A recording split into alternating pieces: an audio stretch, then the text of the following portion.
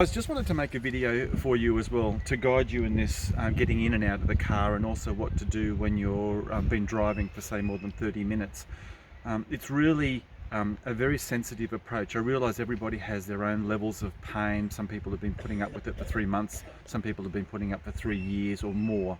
All right, but this approach does help you. Now I wanted to point out the angle of this seat.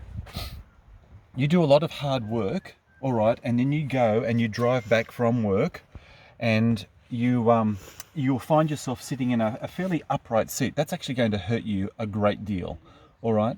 And the reason being is that now what I'm saying here is based on my evidence over the years and my own personal experience now.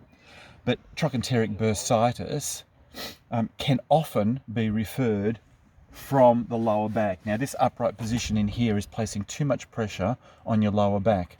Now regardless of the opinion, the point is that we want results.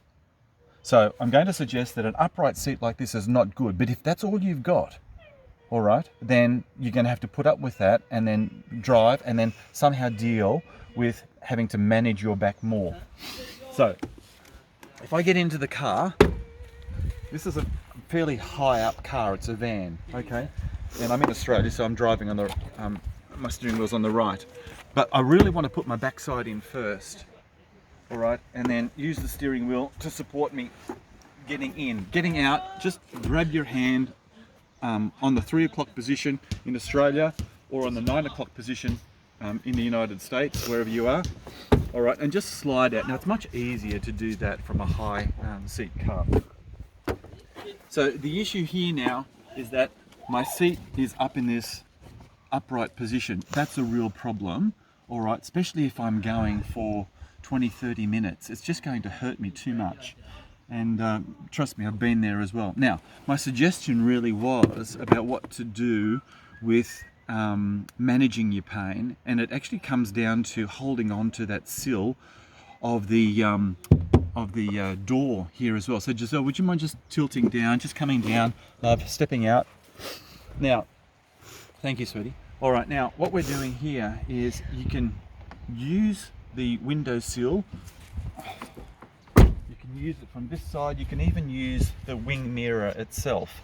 All right, but what you want to do, because it's very hard getting in and out of the car, and especially if you've got a sore trochanteric bursitis area down in here, which is where it refers, what takes place is that you feel like you're getting out and you really can't stand up, and you can't even swing your hip joint through. Now that's a real problem, but let's just see if we can get a little bit of movement in there as well.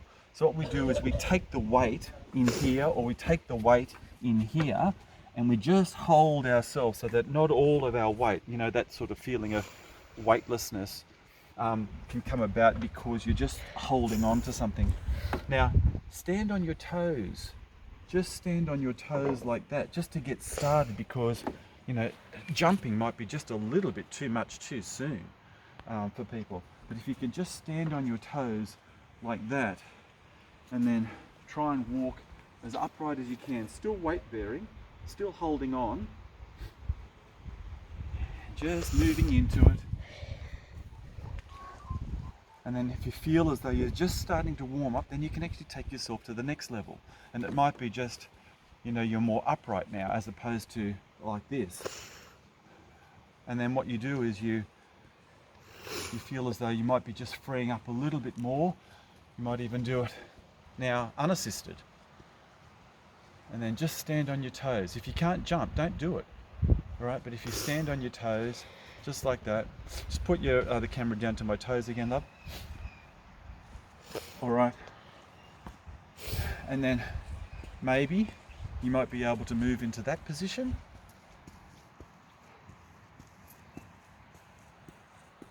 All right, and then if you can, you still might want to hold on to here, but just do a gentle jump, just one, and then maybe another, and then another, and then another. Now for those that can actually go past that level there as well, you are going to get a fantastic response out of this as well. Now it took me about 10 to 15 minutes, no, maybe 5 to 10 minutes to be able to move from this and just can't bend over, can't even move my foot forward and put my socks on, to this level in here where I was actually running on the spot. So I didn't rush it, I just took my time, but I moved from one level to the next, to the next, to the next. And I kept doing that, and then before you know it, I was able to bend my leg and then put my shoes and socks on. All right, now look, I'd love to be able to support you further. You can reach out for me. I can't promote myself, but I'd love to be able to support you further if you're unable to do these things for yourself. All right, bye bye now.